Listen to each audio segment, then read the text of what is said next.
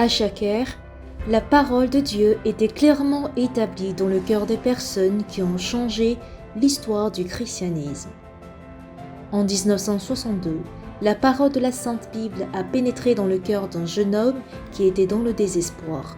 Cette parole l'a changé et lui a permis d'accomplir d'innombrables œuvres de l'Évangile qu'on ne peut imaginer.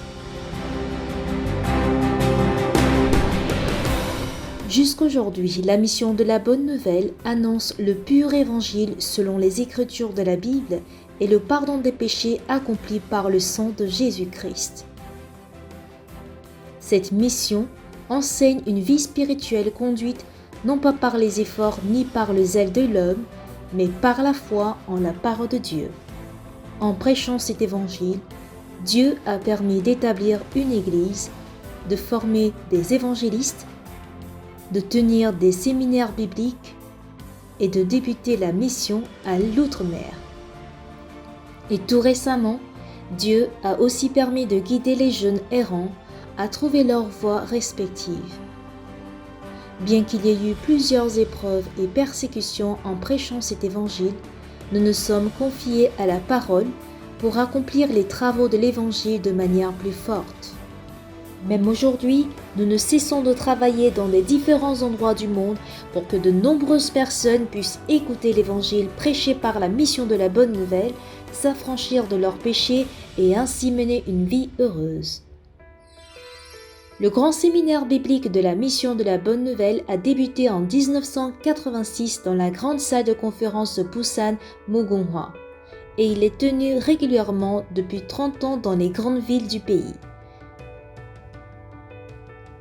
Chaque année, par les séminaires bibliques, plusieurs personnes qui autrefois étaient attachées au péché et qui avaient souffert reçoivent le salut en écoutant l'Évangile.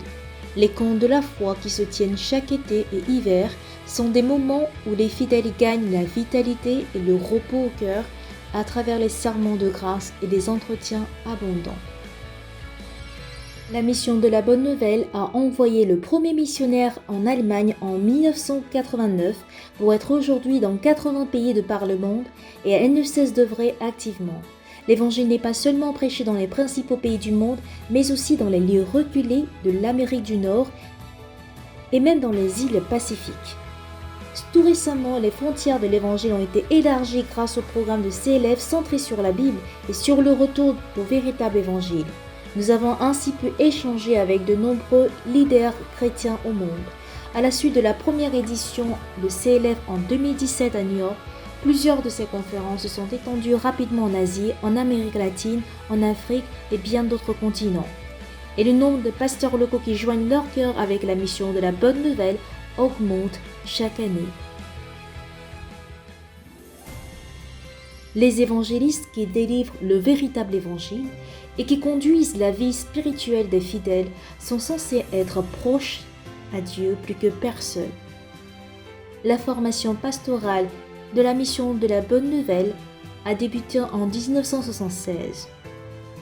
Elle enseigne à vivre en se confiant uniquement à Dieu au cours de leur formation ainsi que leur ministère. À l'étranger, des centaines de pasteurs locaux ont leur diplôme chaque année par le collège public Mahanaïm. Créé en 2010, le centre de formation Mahanaïm offre des formations bibliques en ligne afin de permettre aux fidèles désireux à l'étranger de poursuivre des activités évangéliques. La mission de la Bonne Nouvelle a créé IYF en vue d'établir une meilleure mentalité chez les jeunes. Cette organisation offre des activités variées permettant d'installer l'esprit de défi, de changement et de cohésion chez les jeunes. Le camp mondial composé de plusieurs événements culturels variés, des activités diverses et de formation de leadership, le service de bénévolat à l'étranger développe les qualités d'un leader global qui consiste à gagner les traits de partage et de service pendant 1 an à l'étranger. En dehors de cela, les activités de jeunes d'IYF servant de repère des jeunes faciles à errer sont appréciées par plusieurs pays et ont pris place comme modèle de l'éducation de la jeunesse.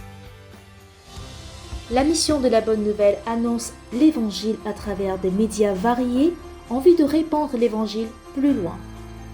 Le livre du secret de la rémission des péchés et de la renaissance, publié en 1988, est actuellement traduit dans 24 langues et conduit les gens à voir le véritable évangile et un monde de foi correct. Et la station de télévision GBS au Kenya, fondée en 2010, sert à élargir les domaines des activités de la mission en Afrique. Aussi, un site internet s'opère dans 14 langues de sorte que les activités de la mission de Parlement puissent être visualisées en temps réel. La mission de la Bonne Nouvelle joue un rôle de sel et de la lumière, offrant l'espoir aux gens.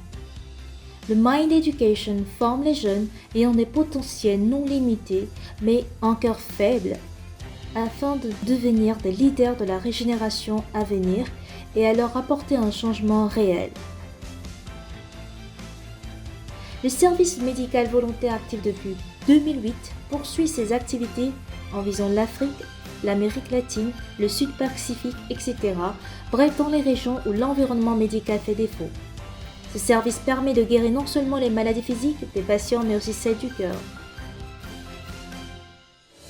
Le pasteur Oxo Park, qui a fondé la mission de la Bonne Nouvelle, a reçu le salut en 1962.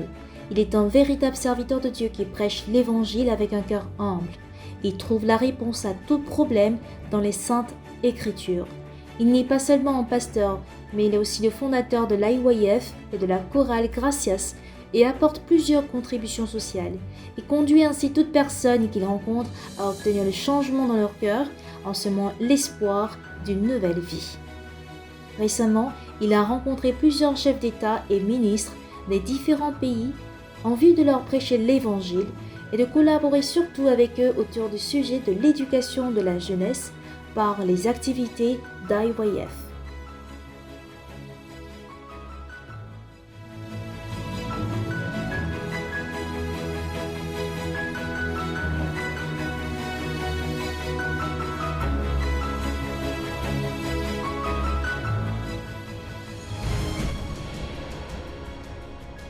Les premiers pas pris par la mission de la Bonne Nouvelle est comme un autre livre des actes dans lequel Dieu travaille.